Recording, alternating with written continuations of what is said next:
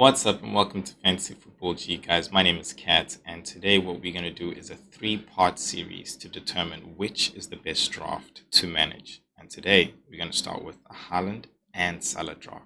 So, without further ado, let's get into it.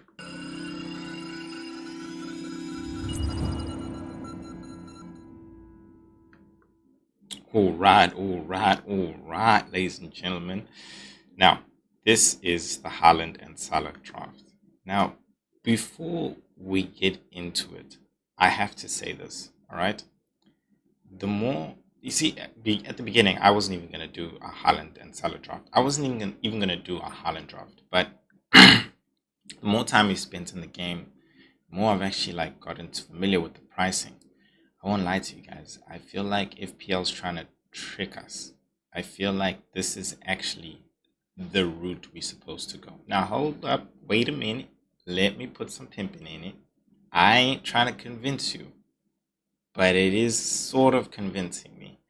And I'm going to take you through this draft and a couple of game weeks looking ahead to see how we can manage this team and how easy it is, or how, if you can manage it through the first few couple of weeks, just to see if we can actually gain those three free transfers that we can bank in while we go in a week ahead. And it's really just to see if we're ever going to be in a pickle, or if we feel like we can't move players and so on. So I really use Plan FPL to actually help me determine whether or not I can actually manage this team, if it's a team that is actually viable to start with. So let's see. All right, let's start off with who we actually have here. We got Pickford in goal. He's got a couple of good games as well, so we all know this. We got Munoz. We got Guardiola in the back there, and Burns starting off with a 3-5-2 formation. And then we got Salah in the midfield with Morgan Gibbs-White, Andres Pereira. We got Rogers, and we got Eze in the midfield. And then in the strike force, we got Haaland and Isak starting off. And then on the bench, we got Miguel, we got Cash, we got Barco, and we got Muniz. All right, Muniz. All right, guys. So first game week, I don't know why, but nobody's really talking about it or really going for it. But I actually think Isak is the best captaincy. I think Ipswich is going to come playing hard against Salah and crew. And of course, Haaland is playing Chelsea. So, yeah, that's just my prediction. But you can see with the expected points there on the side there, where my mouse is, that expected points is 59 just for the first game week. And of course, Salah is got the higher expected points. So let's just take a look at my rating here, which is something that's nice for you guys to see actually. So my team rating here is 81. I think if I switch my captaincy to Salah, I think that might pump up. Yeah, to 82. Doesn't really make much of a difference, but I'm gonna leave it on Isak. So let's move into the next game week, right? This is how I would start. Okay, this is how I would start. Now, I mean, yeah, I think, you see, I wouldn't put Cash there. I'll just take a chance with Guardiola. I'll take a chance with Guardiola. I'm happy to try Pickford at home with the guys there, and to see who actually plays in that first game with Nottingham Forest, which keeper it is. I think it will be Miguel.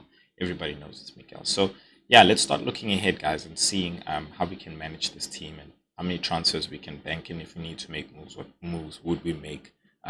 In no sense am I trying to say this is booking transfers, because you need to have a sense of flexibility. That's what's really important as an FPL manager. You have to be flexible, and flexible in the sense of we can move a game week ahead and somebody could be really hot and we need to get him in.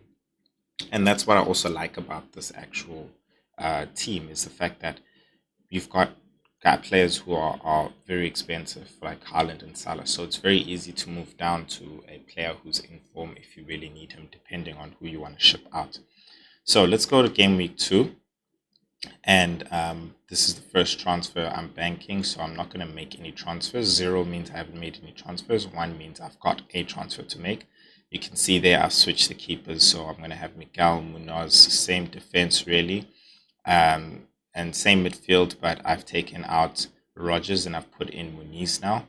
As you can see, the first fixture on the left is the actual fixture that will be playing. So this game week 2 team looks really good, and of course captaincy is on Haaland. So no transfers needed there. You can see this is very standard, very good. Very happy to roll a transfer here and just manage your team basically. Cool. So that's nice. No need to go to the transfer market. Now let's take a look at game week 2. Let's see. Hold on. If there's any debates here, nah, there's no debates. I mean, Aston Villa's playing Arsenal second game, and Barco's well was playing Man United. So no, happy to leave him on the bench. Cool. Excuse me. Game week 3, we have 2 free transfers, and I've made both. Now, what you'll see I've done is I'm just going to jump straight to the free transfers. I've actually put in Watkins. I had 0.5 in my bank. I don't know if you paid notes to that. 0.5 in my bank. So what I've done now is I've actually made the transfer to Isak. And then I have also made a transfer. Let me just check where I've made a transfer here. Cash burn.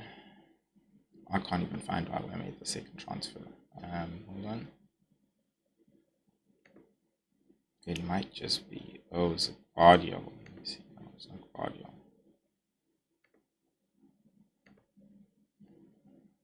Isak Rogers. Okay, cool. I think I played around with something, so it's taken a transfer, but it shouldn't have. It should have just taken one transfer. Nonetheless, it's fine. I've made just the one transfer here, and that would be with Isak, because now Watkins's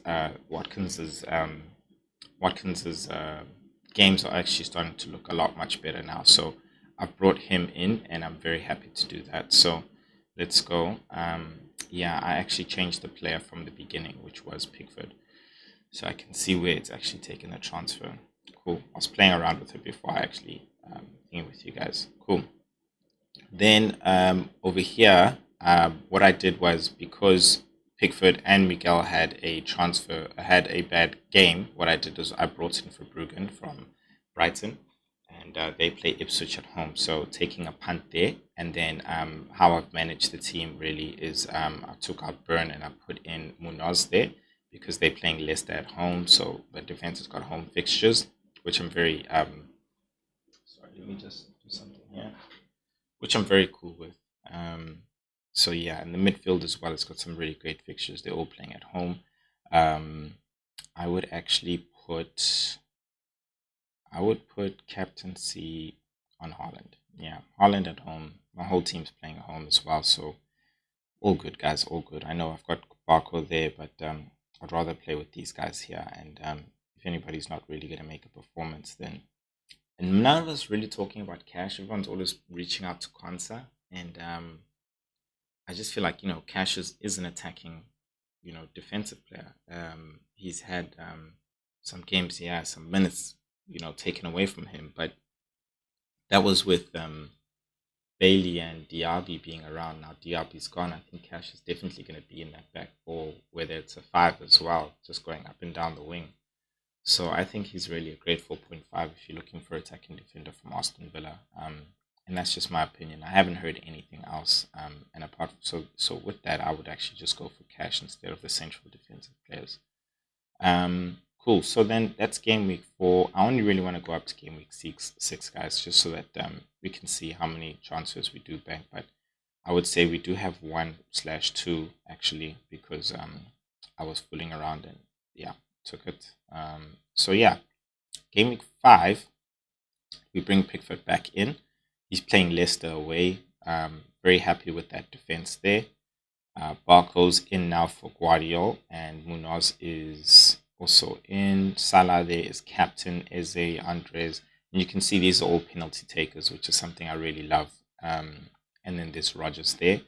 And then we've got Haaland, Watkins, and Munoz. Now, Haaland has some difficult fixtures, and it's Haaland, he's fixture proof. So it is what it is. But I thought, let me just take out Guardiola. Yeah, let me take out Guardiola. I'm okay with Munoz playing there. I mean, I can make a transfer, but I'd rather keep it for another game. Because I want to bring in the 2 Arsenal players in the next game week when their fixtures get better. So there you go. I've actually brought in Saliba because he's actually got a good fixture coming in now. And then I've also brought in Foden, and I downgraded Salah because the fixtures are going to slowly turn. They are playing Wolves in this game week, which is game week 6, but the fixtures are going to turn in the sense they're going to play Wolves away, Crystal Palace away, and then they play Chelsea. And yeah, it just gets more and more worse. So I thought, you know what, let me just downgrade that because Foden's fixtures start to turn as well. He plays Fulham at home, Wolves, and then Southampton home. So rather prefer to go that route, and really happy with this team. So yeah, you can see, man, that like you can manage this team. You can manage this team, and maybe you can't bank as much transfers as you want. And the cool thing about that transfer that I made is it's also given me some money in the bank. So um, I can later then make other different transfers as well. And this is what I wanted to say with this team is that it's manageable. You can go through without having to take any hits or sort of things like that, or even having to go and being forced to use your wild card because you're not happy with the fact that you can't make certain moves. The mere fact that you've got Haaland and Salah in the midfield and in the strike force, it allows you to move up and down when it comes to, or just down, in fact, when it comes to players being in form. For example, at any moment in the between game week 1 and game week 6, if say Nkunku's really hot, then I can actually move him down from Eze to Nkunku. You know, so that's the beauty really that I love about. I just want to put this off for you guys before somebody calls me because I can see they will. Please excuse me. Vibrate. There we go.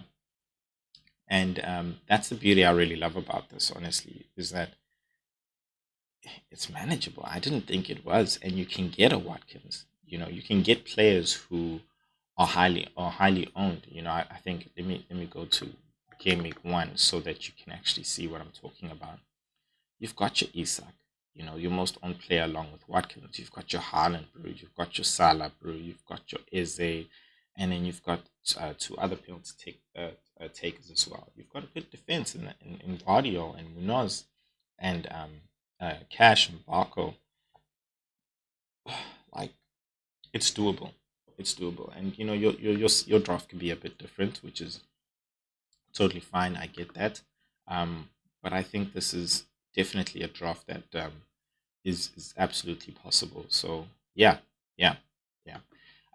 But yeah, guys, that's it for part 1 of part 3. I am gonna do a Salah draft management, and I'm also gonna do a Haaland draft management. But if you do want to see my latest draft that I have done, then please check out this video over here. That one is the Salah draft, and as soon as the next video comes out where I am managing the Haaland draft, you guys will see that. But let me know what you guys think, if it's manageable, if this actually is something doable, and if this is the way we should actually be going. Yeah, I'll check you guys out in the next video. Peace.